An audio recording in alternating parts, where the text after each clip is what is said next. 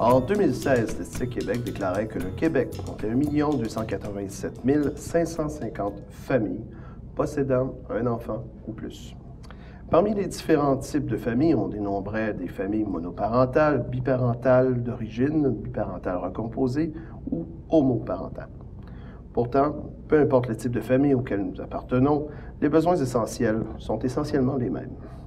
C'est pourquoi des organismes comme Interaction Famille Hochelaga existent. Madame Marie-Claude Mercier, bonjour. Madame Diane Kendré-Béago, bonjour. Bonjour. Tout d'abord, la première question que j'aimerais vous poser, de manière générale et brève, quels sont les enjeux principaux auxquels les familles québécoises font-elles face aujourd'hui, en 2018? Merci pour ces moments. Et comme vous venez de le citer, nous voyons que les familles québécoises sont diversifiées.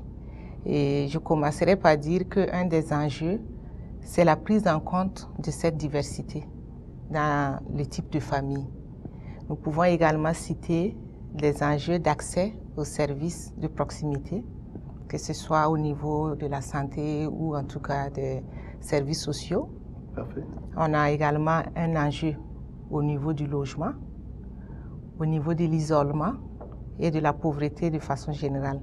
Pauvreté, que ce soit au niveau financier, que ce soit au niveau du réseau et toutes sortes de pauvreté en fait.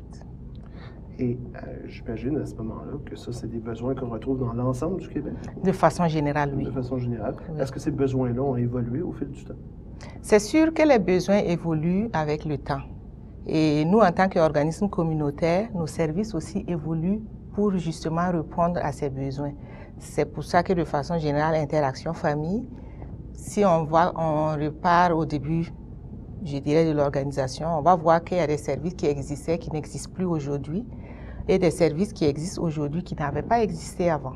Parce que les besoins évoluent avec le temps et l'environnement, et les organismes communautaires comme Interaction Famille, nous nous adaptons aux besoins pour pouvoir y répondre. Donc, mesdames, est-ce que vous auriez certains exemples à ce moment d'évolution qui se sont transformés avec le temps? À Interaction Famille, par exemple, dans les années 97-98, c'est vraiment au moment où l'organisme commençait à mettre en place ses activités.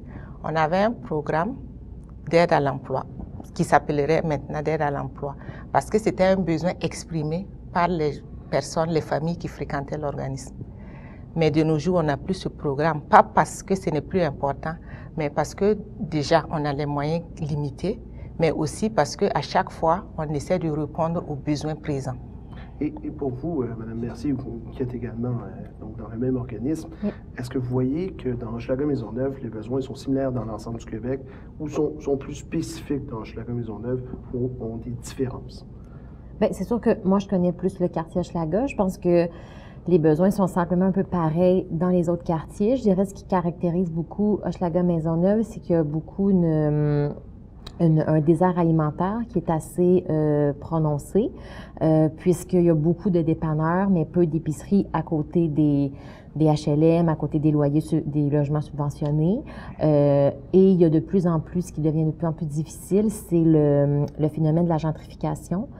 Donc, les loyers augmentent beaucoup, mais la pauvreté est de plus en plus grande, ce qui fait en sorte que les supermarchés augmentent leurs prix, mais que les personnes un peu plus aisées peuvent acheter les produits, mais les personnes sur l'aide sociale ou plus pauvres ne peuvent pas. Donc, on est là-dedans depuis quelques années, je dirais. Donc, voilà. Et Mme Kendré-Béago, est-ce que vous êtes d'accord aussi avec... Est-ce que c'est les mêmes observations que vous faites? Oui, c'est les mêmes observations parce que je dirais c'est des phénomènes qui se sont mis en place depuis quelques années, la gentrification et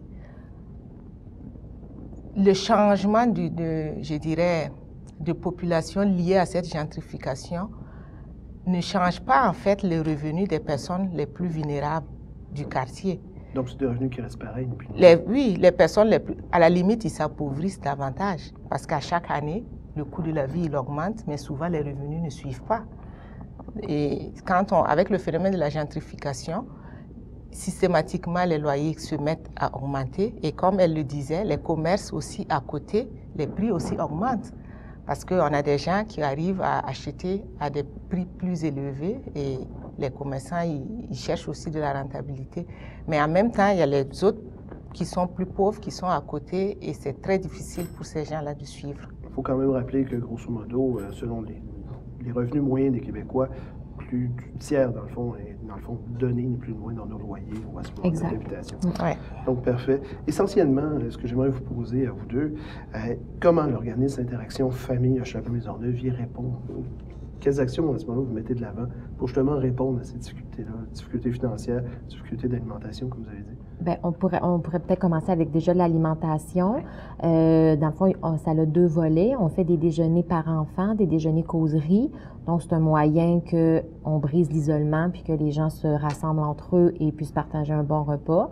La cuisine collective, c'est une activité qui fonctionne très bien à l'organisme, une façon aussi de cuisiner à moindre coût avec des nouveaux aliments.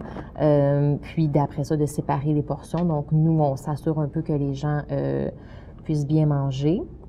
Donc, on fait, ça c'est comme pas mal plus le volet alimentation. Puis sinon, si on parle un peu plus du briser l'isolement, dans le fond, il y a l'isolement des enfants et des parents, si je peux dire. Donc, on a notre halte répit qui fonctionne à 4 jours semaine. Les parents ont le droit à 2-3 jours par semaine. De là, leurs enfants peuvent socialiser, rencontrer d'autres amis, suivre un plan éducatif. Puis les parents, après, à l'inverse, peuvent, eux, faire des activités. D'après le portail Internet de votre organisme Interaction Famille Hochelaga Maisonneuve, votre organisme existe depuis 1992 et découle de notre organisme Action Répit. Est-ce que les enjeux, dans le fond, d'Action Répit sont toujours les mêmes aujourd'hui dans Interaction Famille Hochelaga Maisonneuve?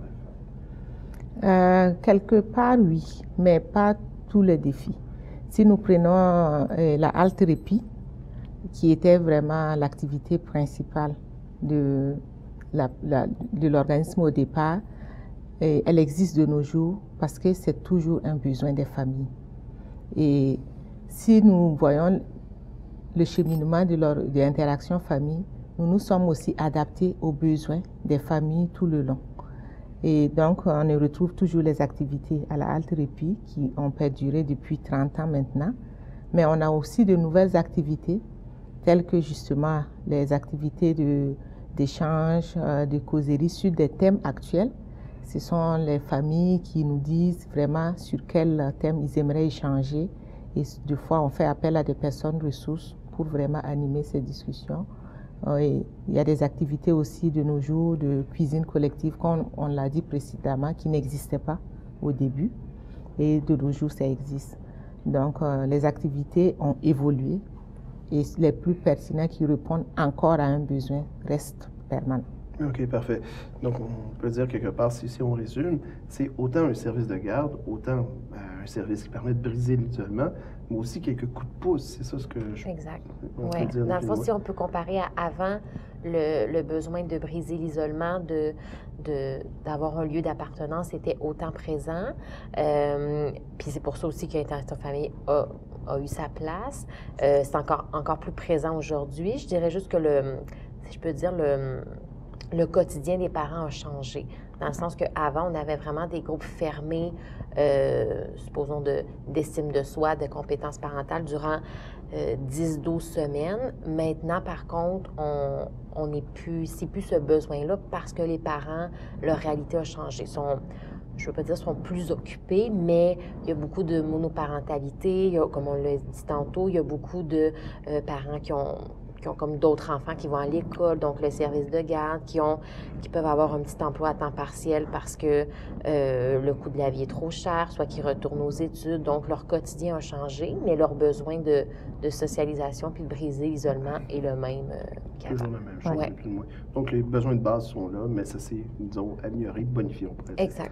Parfait. Et maintenant, la dernière chose que j'aimerais vous poser, comment on peut vous contacter?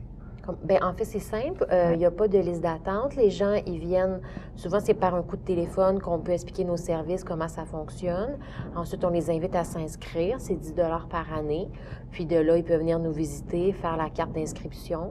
Et ils sont inscrits pour l'année, puis ils peuvent bénéficier de l'ensemble des activités, puis d'intégrer une grande famille. OK, en tout cas, on les attend nombreux parce qu'on est une maison de la famille. Nos portes sont ouvertes. Des fois, même si ce n'est pas pour participer spécifiquement à des activités, ils peuvent venir prendre un café, échanger, partager. Et on est là, ouvert. On les attend nombreux. Parce qu'il faut le rappeler, ni plus ni moins, c'est aussi une clientèle qui est aussi, et même à la limite très ciblée, de première génération à l'immigrant. C'est bien ce que j'ai... Non, pas ciblé. Nous sommes vraiment ouverts à je dirais, à tous. Mais c'est juste qu'en ce moment, on remarque que dans notre clientèle, il y a ces personnes d'immigrants de première génération, ce qui n'était pas forcément le cas il y a même 5-10 ans. OK. Merci, mesdames. J'apprécie beaucoup votre présence sur le plateau. Merci beaucoup.